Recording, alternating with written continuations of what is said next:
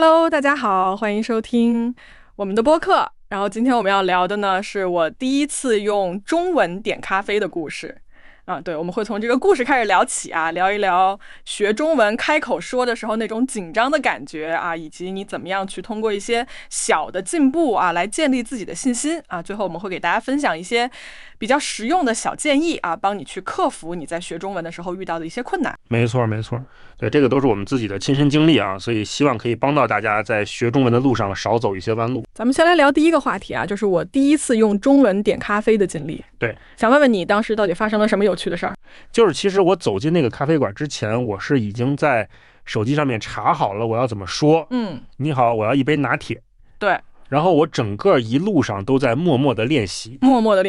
结果我一到柜台前面，我就紧张的只能记得那个你好，后面就全都忘了，我就直接就用英文说我要一个 latte。对，那个店员就特别友好的用中文跟我说，你要热的还是要冰的呀？我当时就大脑一下子空白，我就随便说了一个热的。OK， 就他后面又问了我什么，我都就只能点头或者说谢谢，就反正就是点单的过程特别快。我拿到咖啡之后就特别尴尬的走到一边，就觉得哎呀，为什么我明明都准备好了，但是我临场就是说不出来那些中文。对，你觉得你当时紧张背后其实都藏着哪些担心？其实就是你很怕自己的发音不对，然后人家听不懂你要的东西。对，也很怕自己说出一些语法上面的错误被人家笑，觉得哎呀，我是不是不像一个本地人，就会有很多这种很细微的一些自卑，或者说一些文化上的隔阂，让你觉得你好像你明明都准备好了，但是你临场就是没有办法很顺利的说出来。对，你觉得你第一次用中文点咖啡这个经历给你后来学语言带来了哪些改变？就其实那一次虽然说有点尴尬，但是我后来就发现你还是得要真的去到那个情境里面，你才知道你自己哪些地方是不行的。对，然后你也会因为这样你就更有动力去把这些日常的表达练得更好。所以我觉得每一次你出糗也好，或者说你有进步也好，都是你学语言的一个非常宝贵的经验。对，然后咱们接下来聊第二个部分，就是关于学中文开口说的那种紧张和进步。对，首先第一个想问问你，就是为什么大家一想到要开口说中文就会特别紧张？其实这个紧张背后有很多原因啊，就比如说有的人他小的时候被批评过或者被笑过，他就会特别怕自己说错被别人否定，然后再加上这个中文本身它的发音啊声调和你的母语差别很大，你就很怕自己发不标准被人家听成笑话。对对，确实是这个，很多人都有这个担心，就感觉好像是你站在舞台中央被人家审视。对，没错。然后再加上就是一些传统的教育它是比较看重这个标准答案的，大家就会更怕自己和别人不一样。包括就是大家一起说话的时候，你会有那种从众心理，你会觉得我要跟大家一样，我不要成为那个被单独拎出来的人。所以你就会更紧张。再加上你本身这个词汇量也不够，你对这个文化的了解也不够，你就会没有底气，你就会更紧张。你觉得就是说，当一个人能够用中文顺利的表达出自己之后，会有哪些积极的变化？就是你第一次能够完整的说出来一句话，然后人家也听懂了，你就会觉得哇，这个自信心就蹭蹭往上涨。对，就有将近70%的人都说，他们就是因为掌握了发音之后，就更愿意去主动表达了。所以就是说，这个表达关过了之后，好像整个人都打开了。对，没错，就是你表达能力上去了之后，你就会更愿意去参加这种小组讨论，或者是这种社交的活动。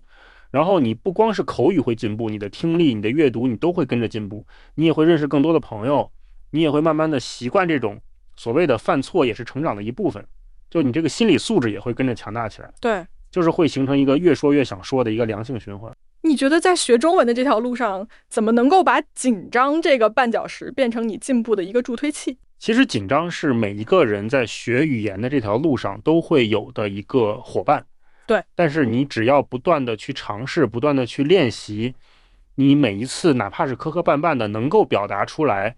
都是一个进步。对，然后慢慢的你这个紧张就会变成你成长的动力。对，反而会让你越来越想说，越说越好。对，然后我们接下来要聊的就是怎么用一些比较实用的方法去突破你学中文的这个困境。好吧，对，第一个问题我们就来问一下，想学好中文有哪些特别值得推荐的学习路径？其实学中文你不必要一开始就纠结于我要写好每一个汉字，其实你最重要的是要会沟通。对，所以你可以先把你的听说的能力先打一个基础，然后慢慢的再去强化你的读写，那你这样的话会进步比较快。就是说这个顺序，这个学习的顺序还是很有讲究的。对，没错没错。对，就是比如说你一开始可以先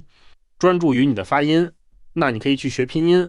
然后你可以去跟着一些录音去模仿它的发音，你可以每天去学一些高频的词汇和一些常用的句型，那你可以把它们都放到一些真实的场景里面去练，你再加上一些智能的软件帮你去纠正你的发音，那你这样的话就会进步比较快。对，那如果说想要比较系统的去提升自己的中文能力的话，你觉得有哪些关键的点是必须要抓住的？我觉得听说读写这4项你肯定是要联动起来。对，你不能说我只练一项。那你比如说你每天可以固定的去听一些新闻，或者说固定的去听一些播客，那你可以精听也可以泛听，那你要去主动的去找一些机会跟别人说中文，然后你可以去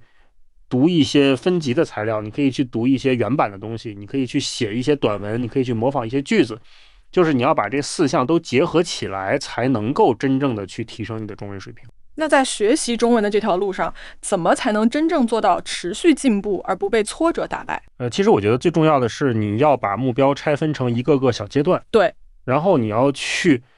定期的去检查你的成果，去调整你的方法。对，你可以去用一些错题本啊，或者说一些情景模拟啊，去找寻你自己的弱点。你要去利用好各种各样的学习工具，也要去勇于犯错，多去交流，去探索一些跟中国文化相关的东西，保持一个好奇心，每天都要坚持练习，哪怕是一点点，那你这样的话就可以不断的去突破自己的瓶颈。对，今天我们其实聊了很多关于学中文的路上的一些尴尬和一些进步啊。其实每个人第一次开口说中文都会有紧张，或者说都会闹一些笑话。那不如大家也来分享一下你们第一次中文点餐的一些有趣的经历吧。好了，那这期节目咱们就到这里了，然后感谢大家的收听，咱们下期再见，拜拜。